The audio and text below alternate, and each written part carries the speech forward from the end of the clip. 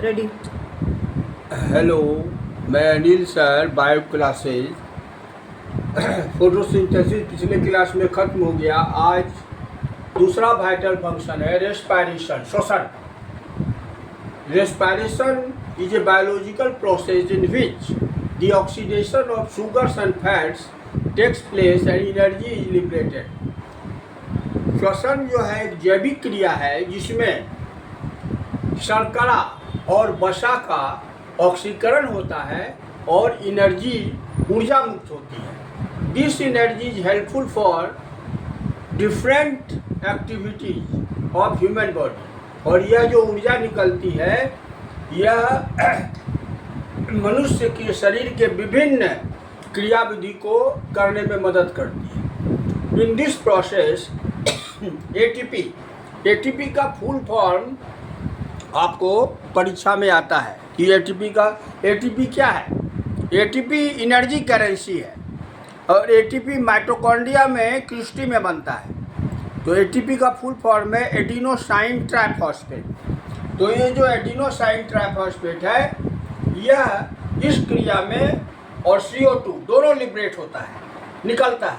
So that in white form respiration is jointed form of all activities in which the production of energy occur। मतलब कि बृहत रूप में श्वसन एक सम्मिलित रूप है सभी एक्टिविटी का जिसमें एनर्जी का उत्पादन होता है। Respiration is A such type of process in which from outer environment it receives oxygen and reach the body cells where it uses for cellular fuel. Glucose occurs in the specific enzymes and it produces the production of ATP। देखिए, respiration इस प्रकार की क्रिया है जिसमें बाहरी वातावरण से यह ऑक्सीजन लेता है, ग्रहण करता है और शरीर के सभी सेल्स में पहुंचा देता है। जहाँ इसका यूज होता है आपको कोशिकीय ईंधन के रूप में जो ग्लूकोज रहता है और यह ग्लूकोज विशिष्ट एंजाइम्स के द्वारा यूज होता है और यह बनाता है ATP. From this process the CO2 is evolve and expelled out from the body. और इस क्रिया में कार्बन डाइऑक्साइड बनता है और फिर इसे शरीर से बाहर निकाला जाता है। In respiration the oxidation of glucose molecules in cells called cellular respiration।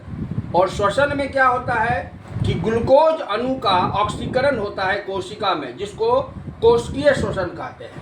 The complete cellular respiration is divided into two stages। अब ये जो संपूर्ण कोशिकीय श्वसन है इसको दो अवस्थाओं में बांटा गया है, एरोबिक और एनएरोबिक रेस्पिरेशन। एरोबिक क्या है? The first step of respiration the pyruvate और पायरुविक एसिड इज फॉर्म। इस क्रिया में सबसे पहले आपको 6 कार्बन का पायरुविक एसिड या पायरुवेट बनता है और यह जो पायरुवेट का जो ऑक्सीडेशन होता है यह माइटोकॉन्ड्रिया में होता है।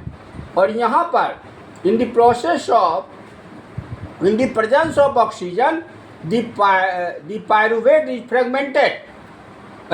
यहाँ पर जो पायरुवेट है ऑक्सीजन की उपस्थिति में खंडित होता है, विखंडन होता है और यह 3 कार्बन का पायरुवेट मोलेक्यूल बनाता है।